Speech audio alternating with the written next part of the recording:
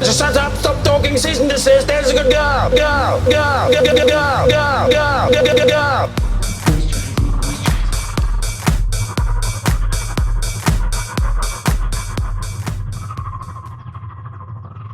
Moisturize me, moisturize me. Hello and welcome to episode 3 of Never Ever Eat Pears, the Doctor Who rewatch podcast with probably the most cursed intro I think I've ever written, but also the most cursed intro of any Docky Who podcast I've ever happened across. I just wanted some quotes that were fun, and for whatever reason the Family of Blood quote and the Cassandra quote came to mind. And we are going to be going through episode 3 of the 12 Doctors run, Robot of Sherwood. Yeah. Before we start off on this episode, is there any kind of story character that you yourself would like to see in a Doctor Who story?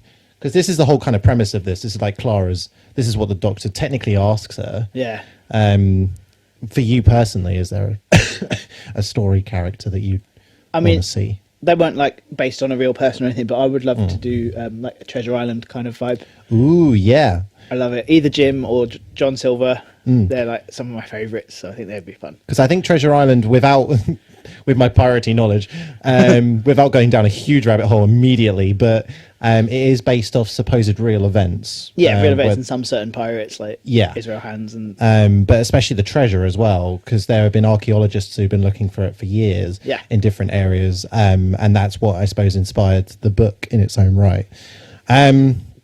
But Clara, in this case, chooses to go and see Robin Hood, and we get more brilliantly cynical moments from the 12th Doctor, where he she knows that he's going to go that way, but he's like, wow, Robin Hood, doesn't exist. Yeah, he leads her down a little bit, doesn't he? He's like, yeah, okay, maybe. Yeah. Snatches the rug. And as far as I'm aware, at least in New Who's run, the TARDIS gets shot by an arrow for the second time.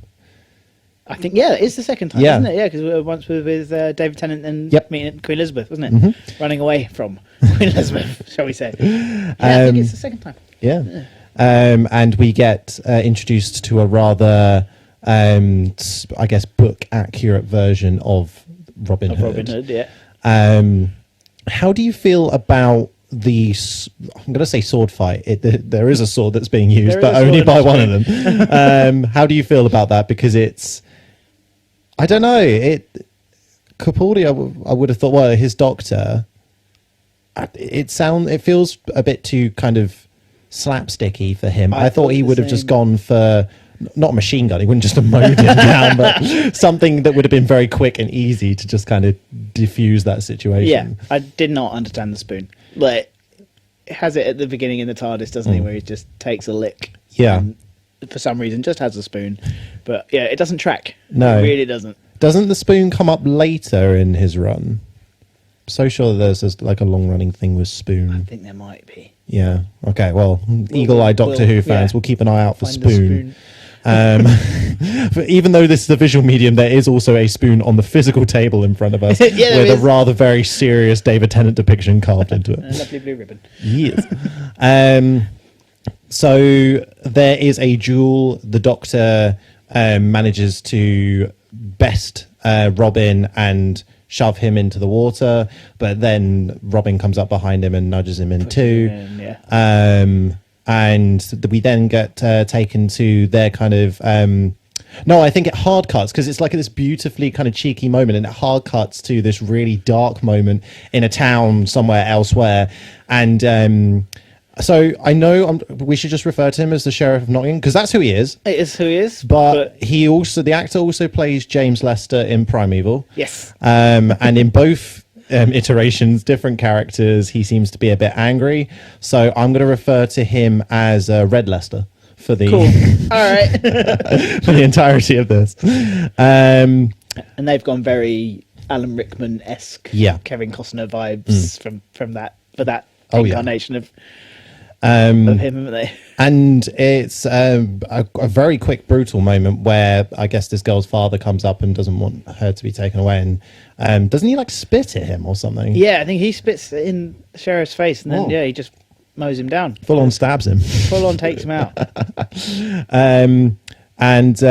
So we're introduced to the main antagonist for this story. Has he got his knights there at that point? I can't remember. No, I don't think so. I think Just it's got just some him. lackeys, isn't Yeah, just some lackeys, and it's just him. Yeah. But we then go to Robin's hideout and his band of merry men, and they're all very again book accurate to like Little John.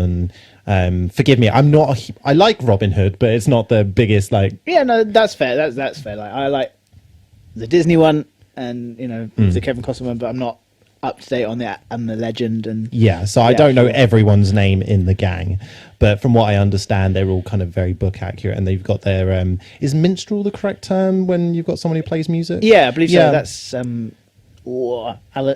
Adale. There you go. There's some of them in there. Some of them in there, and Will Scarlet is the lad in red, I think. Okay. There's some in there, man. yeah, they got their minstrel who plays some silly songs. Yeah, but it's very kind of witchery-esque vibe, just someone to lay down some sweet tunes. Yes. And they're all talking about a competition that the sheriff is putting on to find the best archer in the land. And naturally, I suppose, along with the story as well, Clara identifies this as being a trap, and they're all like, "Yeah, no, fuck it, we know it's a trap. We're gonna go anyway. Why wouldn't we?" Yeah. But it's kind of like almost very out of character for Clara to tell them something that could affect what they're going to do. Yeah. Isn't it? Because she is kind of saying to them, don't go, even though she obviously loves and knows the legends. Yeah, but so I if suppose... she nudges them away from it... True, but I don't know whether... As much as she's kind of starstruck to see Robin Hood and his band of merry men, I don't know whether she's thinking there's probably more at play here, and maybe them going to this competition could lead to Robin's death. Maybe, yeah, good point. Yeah, like as much as this is set in a fairy tale reality, there's still points where this could go awry and not quite the way lead in the way of the book. Yeah. But we get to go to the competition, and man, is it cheesy. This is some hard cheese we've got here, just with the different moments where the arrows are being fired, and you got the very kind of, again, true to the books, where the arrow gets split each time. But doesn't the Doctor like ricochet one of his arrows off of one of the knights? I think, jumping ahead a little bit, that the Doctor joins the competition because originally Robin beats Red Leicester and and is able to get the Godno. It's about to get it, but then the Doctor chimes in and shatters straight down both their arrows. But yeah, he does like a weird ricochet off one of the knights' armor plates. Yeah, I think he does shoot it off his face or something, or his chest. Yeah, he goes for some serious trick shots. But the Doctor, I think now, kind of going back to his grumpy old man roots, he just kind of uses his sonic to blow it up. Yeah, he's had enough of that. Yeah, he's already had enough. It's been 2 minutes too much of fun. Yeah. De-escalating by somehow escalating the situation massively. Something that I detected, and I'm not sure if it's all that important or whether it was just a design thing, but when it's quickly revealed that these knights aren't all what they appear to be. They are robots. Yeah, I think I think it's maybe Robin's. He's fighting one of them, and he slices the arm off, and you can see like the cogs and gears and stuff. Yeah, and then they start opening their face and showing their lasers. But they've got like a almost like a cross guard, but it almost looks. I don't know. Maybe the cross is exactly the same height as it is low, but it kind of looks like a religious cross. Yeah. I wasn't sure whether that was a link to knights in general. Just I would assume so. Yeah. I don't think it's ever really talked about. No, there's no other connection. That's the only thing I could kind of. You got like Friar Tuck, but that's just there's just nothing. Else religiously in the episode that I can think of at all. And they get captured. I realise I'm not looking at my notes at all. I'm just going by memory. Admittedly, I watched this episode last night, so it's still pretty fresh. So did I. I watched Robots and Listen last night. Nice. If I'm blasting through this too quickly, like if there's anything, because I am kind of, I think it gets more meaty towards the end of the episode. Yeah. It's a lot of cheesy build-up first, isn't it? Yeah. So they get captured, and there's the beautiful kind of back and forth between the Doctor and Robin. Yeah. Because Clara is off and getting mad hit on by Red Leicester. Oh, big time. Yeah. Yeah, because they're spatting to start with, aren't they? Robin and the Doctor, and then they take Clara away as identified as the leader. Yeah. Don't they? And then they just take her off, and oh my god, is it flirtatious? It is absolutely, but she is having absolutely none of it. Oh yeah. And doesn't the Doctor suggest to do essentially get help? Yeah, literally, it's exactly that.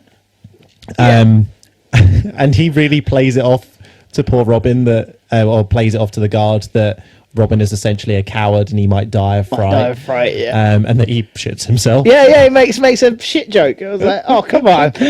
Poor Robin's just sitting there, come on, looking at him. You could just see it in his face, like, I'm sorry, what are you doing? This is not what we agreed on. Yeah, exactly. And I can't remember how they get past the guard. Like they knock him out. Yeah, Robin nuts him. Oh yeah, because he gets him to come closer, just nuts him. Yeah, it's pretending to go under. And then they try and get the keys off him, don't they, and knock him down the drain. Yes, fighting with their feet and just knock it down the drain. And he says it could be worse. Clara could have seen. Clara could have seen that. Such a bloke thing to do. So I feel like I'm really jumping this episode. So Clara gets a bit of context about what happened when the robots kind of turned up, and Red Lester talks about the skyship, and it becomes apparent that there's an awful lot of gold that's being taken. I think there's one point where someone's talking, whether it might be Robin's Merry Men or whoever, talks about a town that was ransacked and they kind of completely didn't go for any of the precious jewels or anything like that. It was just the gold. Yeah. And you kind of get this almost, it was very reminiscent of the Cyberman factory in the Victorian Christmas special. I can't remember what that was called, Two Doctors or the Next Doctor? The Next Doctor? Next Doctor, I think that's what it was called. Yeah. Same sort of ilk, but I suppose, just big foundry. That's essentially what they went for. And atmospheric.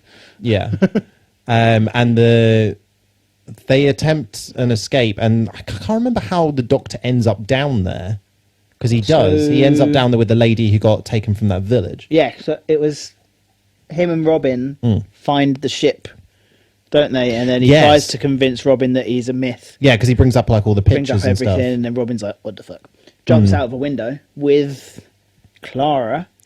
Yeah. Because the sheriff rocks up with Clara, doesn't he? And then, that's when they nick the Doctor. Yeah. And then, set him off to work, don't they? And then Clara wakes up in the encampment again, and Robin's going full interrogation. The vibe is very different. It is, it's a lot less merry, and it's he's really eager to find out who the Doctor is, and at this point his whole life's being questioned, isn't it? He was basically told by the Doctor that he's a robot and not real, so existential crisis going on. Yeah, hugely. And off screen, Clara relays pretty much the story of the Doctor to him. Yeah. And we get a uprising, I suppose, of sorts in the Foundry. Yeah. With a beautifully cheesy scene where the lasers are like refracted back with the plates. The plates, which aren't gold, are they? I think they're just metal dishes. I guess, but why do they have such nice metal dishes down there with no food? For the plot. I don't know. Plot convenient plates. Because I would have assumed that if they were gold, they would be getting melted up, because they're... Unless they were just grabbed from the trough of things that were going to get melted. Maybe. Don't know. Not sure. But way. Yeah, sometimes it's just plot. Yeah. Plot convenient stuff.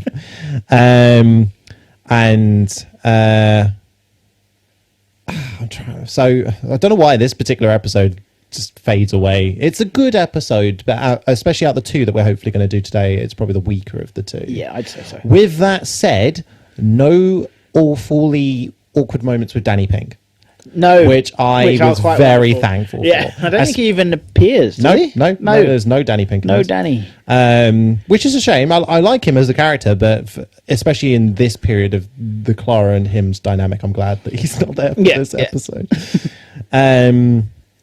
And the robots attempt an escape, I guess, in the... Yeah, they're trying to get out, aren't they? They Yeah. just wanna, I assume they just want to go home. I don't know. Well, They don't seem to have world domination in mind, do they? No, That's all but they coming from do the have sheriff. something that came up on the computer, the Promised Lands. They did. Yeah, It's so coming back. once again being talked about.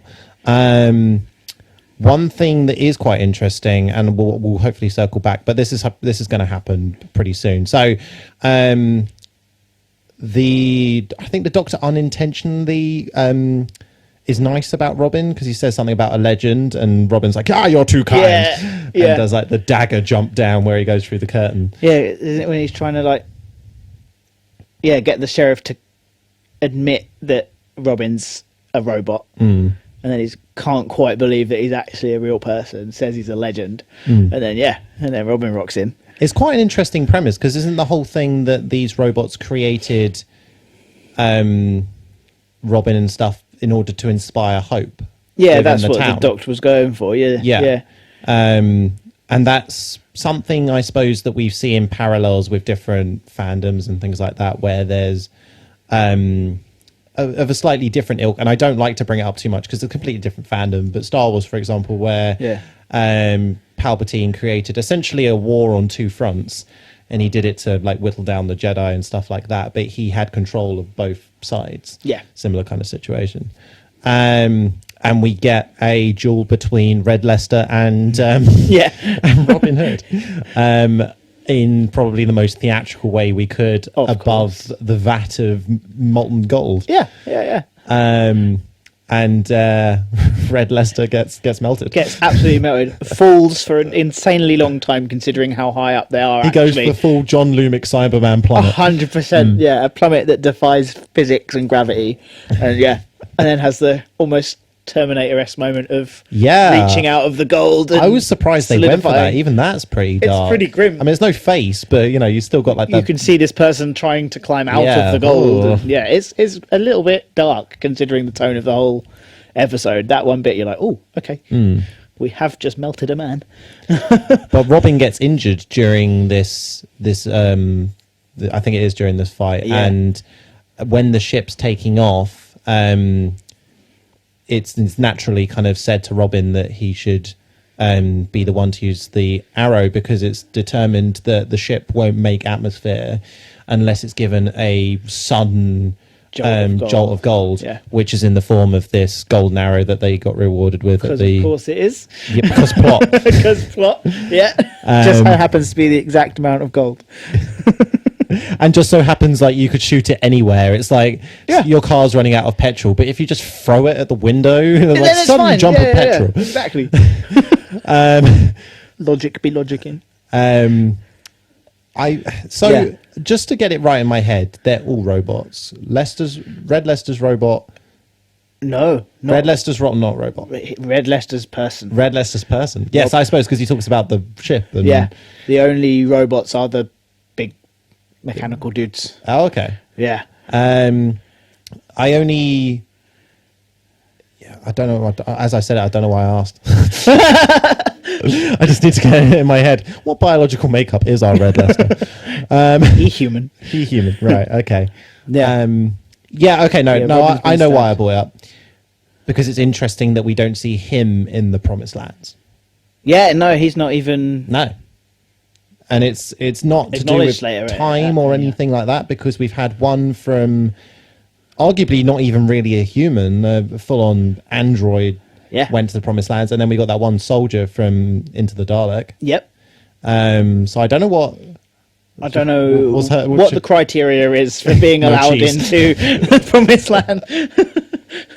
That lady is outrageously lactose intolerant. She wants no cheese in her haven. No, I just found it interesting. I thought for a moment we were going to have a bit of a flash forward to I don't know whether they thought during these episodes it might be a bit too much to see it each time. Maybe it's just implied that sometimes we'll see it when they need to remind us that this is a thing. Yeah.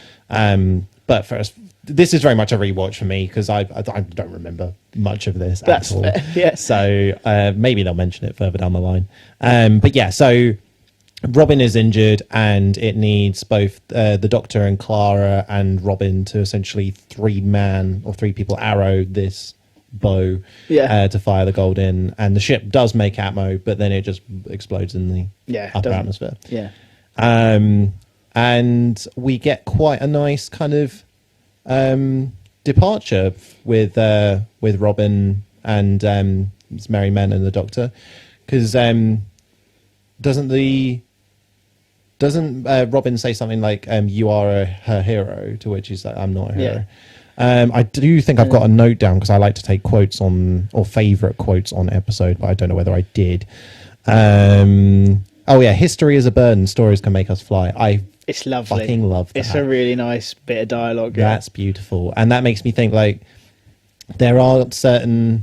Okay, so this is a problematic character to talk about in this situation, but I suppose they've talked about it in Doctor Who and they talked about it in Confidential, so it's not like it's weird to bring it up. But Churchill, for example, stories can make him fly as a character, but historically he's quite a problematic individual. So it can be a double-edged sword. Sometimes it's good, sometimes it's bad. But I suppose for the sake of the people, at least in World War II, we needed Churchill to fly as a person, someone to kind of... You need to find the absolute good in somebody. Yeah. And utilise it to the best of your abilities, I think. But yeah, it's a lovely idea that there are people out there that have had the best traits taken from them, and those are the things that we will remember the most. Yeah, because no one's perfect. No. But Robin Hood very much is depicted for the most part as this perfect being, outlaw. Yeah. And we get the Doctor being kind, I guess. Yeah. As he dematerializes the TARDIS. Marion's there. Who was the girl from the Yes. village, and so we've had her throughout the entire episode, not knowing who she is, and then we're like, oh, nice She's little tidy wearing bit nice tying clothes up. now. Must be Maid Marian now. Yeah. It's just a very nice jaunty raunt through like the past. Yeah, it's a cute take on like quite a historic character that we haven't had for the whole history of Doctor Who, and he's quite another iconic British legend character. So I thought it was quite nice. Done very cheesily, but I think very lovely. But I think with Robin Hood and with Doctor Who as a whole, it wouldn't work if it was a super serious story. Yeah. Some Doctor Who episodes obviously are really serious, but with that as a focus, it doesn't really lend for it wouldn't have tracked. We've kind of blasted through this episode. It went real quick. But I suppose this is going to get harder to do as we progress, so I'm not going to make this like a core thing. But I suppose out of the 3 episodes that we've seen so far on our rewatch, it's probably my least favourite. I would say so, yeah. But that doesn't mean it's bad. It's just... No, not at all. Doctor Who for me tends to be... I like the darker and grittier stories, and the first 2 definitely were that. Don't get me wrong, without any spoilers, the next one we go into, it takes us right fucking back to that shit. Yeah, it really does. we aren't happy for long. Yeah. We really do. Yeah. With good old Stephen Moffat. That is something that I'm going to get into the habit of doing, is putting who these stories are by. Yeah. When we get round to them. But if we're all finished up with this one, I suppose we could jump into a far larger episode. This has been a bit of a short one, but thank you so much, Peter, for joining us. It was really good. I didn't even introduce myself when we started. Hi, I'm Reegan. Hi, I'm Pete. Yeah. And this has been Never Ever Eat Pears. Don't you dare eat pears. Don't touch them. Don't touch them. They're just... Don't even look at them or think of apples. There are far better fruit out there. But thank you so very much for listening. If you have any comments, throw them into the comment section. I believe we are still currently sitting just on Spotify and YouTube. If you have some time on YouTube, go and listen to a wee bit of an audiobook I released. It's a bit Doctor Who spicy, but it's... Doctor Who spicy. But it's a little startup project, and I wanted to do a bit of an audio test and kind of work out whether I could tell a story in the same kind of playfully dark way that Doctor Who sometimes does. I don't know if I went too dark. Obviously up to you guys. Comments would be useful just to kind of see what you guys think. But we'll read out comments as well, anything we get on the podcasts. And just thank you so much for listening. Until the next time we are heading into time and space, thank you very much.